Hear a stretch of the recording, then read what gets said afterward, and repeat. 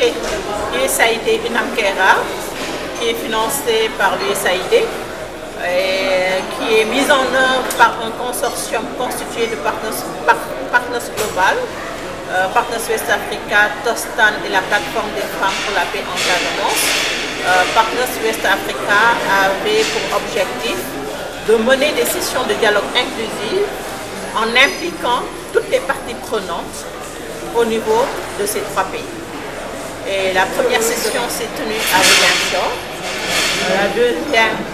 à Banjul, avec la participation de toutes les parties prenantes, dont les autorités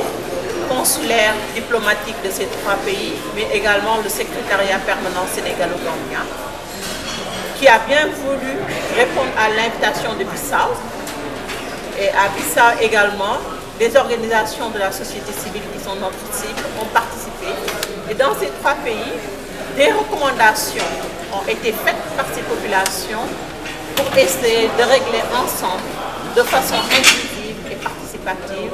la question du conflit qui mine le sud du Sénégal. Et ce sont ces recommandations que nous avons tenu à partager aujourd'hui dans le cadre de la table ronde, appelée table ronde pour la paix, la sécurité et le développement, avec toutes les parties prenantes encore, comme les autorités étatiques, publiques, parapubliques, les structures privées et les organisations de la société civile qui travaillent pour le développement dans le sud du Sénégal, mais également les structures qui travaillent pour les questions au niveau des frontières. Et ces recommandations émises par les trois pays ont été passées en revue dans une première partie.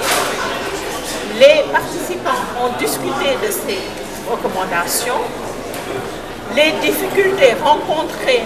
pour la mise en œuvre de la résolution de ce conflit ont été identifiées et répertoriées. Et cette table ronde a fait des recommandations et dégagé des perspectives que nous adresserons aux autorités, mais également à qui de droit, et nous espérons pouvoir contribuer à la résolution de la crise qui mine le sud du Sénégal depuis plus de 30 ans. Je dirais, en résumé, les recommandations vont dans le sens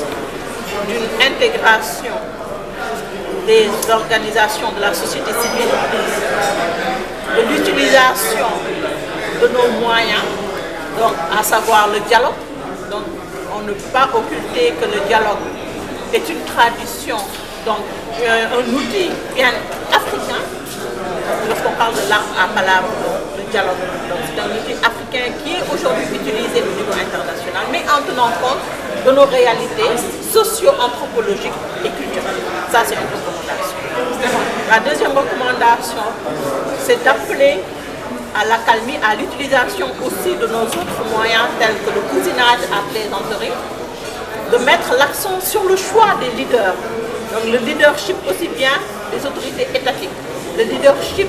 des forces de défense et de sécurité, mais également le leadership des autorités religieuses, traditionnelles, culturelles et des organisations de la société civile qui vont participer à la résolution de cette crise. Et je pense que pour conclure, on a mis l'accent sur vous les journalistes pour le traitement, parce que vous récoltez, donc vous collectez l'information, donc mais vous devez traiter l'information avant de la diffuser, donc à la responsabilité de vous les journalistes, à transmettre et à partager la bonne information, une information qui peut être utilisable et